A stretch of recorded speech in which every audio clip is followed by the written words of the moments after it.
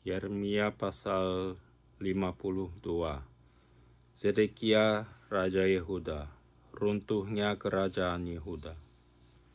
Zedekia berumur 21 tahun pada waktu ia menjadi raja, dan 11 tahun lamanya ia memerintah di Yerusalem. Nama ibunya ialah Hamutal binti Yeremia dari Libna. Ia melakukan apa yang jahat di mata Tuhan, tepat seperti yang telah dilakukan Yoyakim.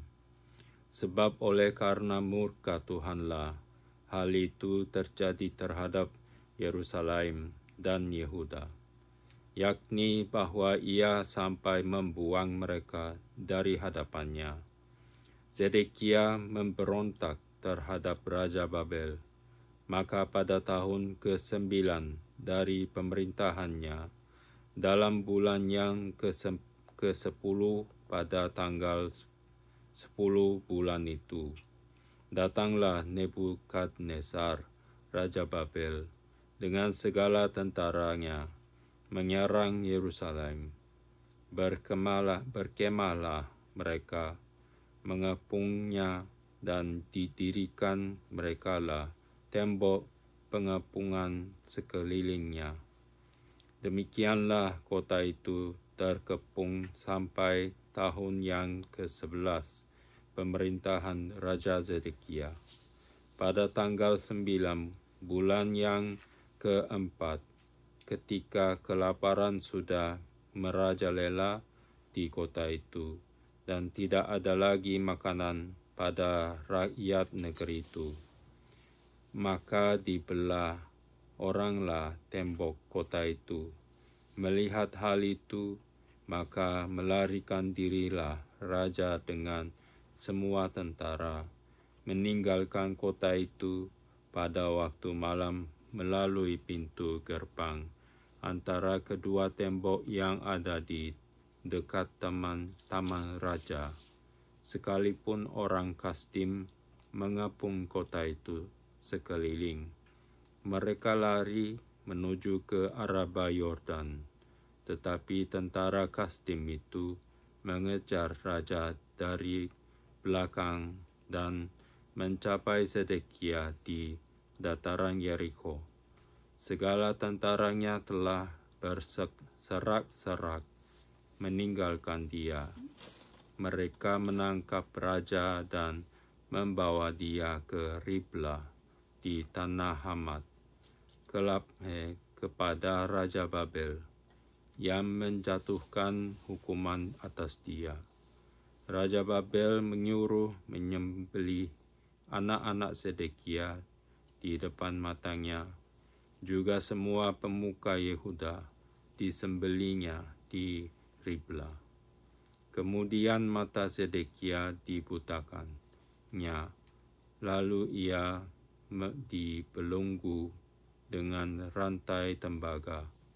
Kemudian Raja Babel membawa dia ke Babel dan menaruhnya dalam rumah hukuman sampai kepada hari matinya. Dalam bulan yang ke-5, pada tanggal 10 bulan itu, itulah tahun ke-19 pemerintahan Nebukadnezar, Raja Babel. Datanglah Nebuzaradan, kepala pasukan pengawal, yang melayani Raja Babel, ke Yerusalem. Ia membakar rumah Tuhan, rumah raja, dan segala rumah di Yerusalem. Segala rumah orang-orang besar dibakarnya dengan api.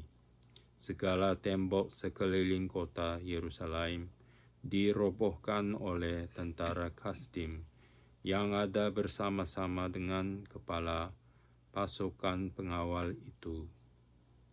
Sebagian dari orang-orang yang paling lemah dan sisa-sisa rakyat yang masih tinggal di kota itu dan pembelot-pembelot yang menyeberang ke pihak Raja Babel dan sisa-sisa para pekerja tangan diangkut ke dalam pembuangan oleh Nebuzaradan, kepala pasukan pengawal itu. Hanya beberapa orang miskin dari negeri itu ditinggalkan oleh Nebuzaradan, kepala pasukan pengawal itu, untuk menjadi tukang-tukang kebun anggur dan peladang-peladang. Juga tiang-tiang tembaga yang ada di rumah Tuhan dan kereta penopang dan laut tembaga yang ada di rumah Tuhan dipecahkan oleh orang Kasdim, dan seluruh tembaganya diangkut mereka ke Babel. Kuali-kuali, penyodok-penyodok, pisau-pisau, bokor-bokor penyiraman, dan cawan-cawan, dan segala perkakas tembaga yang dipakai untuk menyelenggarakan kebaktian diambil mereka. Juga pasu-pasu, perbaraan, bokor-bokor penyiraman, kuali-kuali, kandil-kandil, cawan-cawan, dan piala-piala, baik segala yang dari emas maupun segala yang dari perak, diambil oleh kepala pasukan pengawal itu. Adapun kedua tiang laut yang satu itu dan kedua belas lembu tembaga yang ada di bawah kereta penopang yang dibuat oleh Raja Salomo untuk rumah Tuhan, tiada tertimbang tembaga segala perkakas ini. Adapun tiang-tiang itu, satu tiang 18 hasta tingginya dan dapat dililit oleh tali yang 12 hasta panjangnya, tebalnya 4 jari dan geronggang dari dalam. Di atasnya ada ganja dari tembaga. Tinggi ganja yang satu itu 5 hasta, dan jala-jala dan buah-buah delima ada di atas ganja itu sekeliling. Semuanya dari tembaga.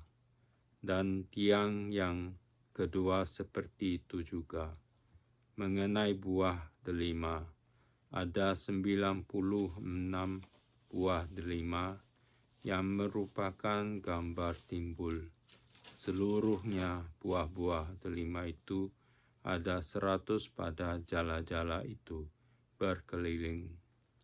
Lalu kepala pasukan pengawal itu menangkap Seraya, imam kepala, dan Zefania, imam tingkat 2, dan ketiga orang penjaga pintu.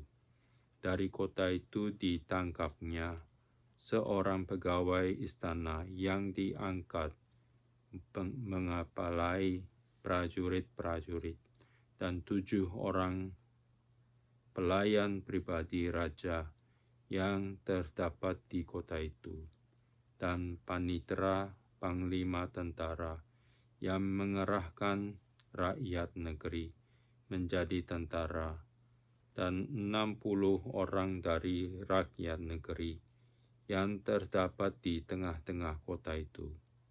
Nebuzaradan, kepala pasukan pengawal, menangkap mereka dan membawa mereka kepada Raja Babel di Ribla.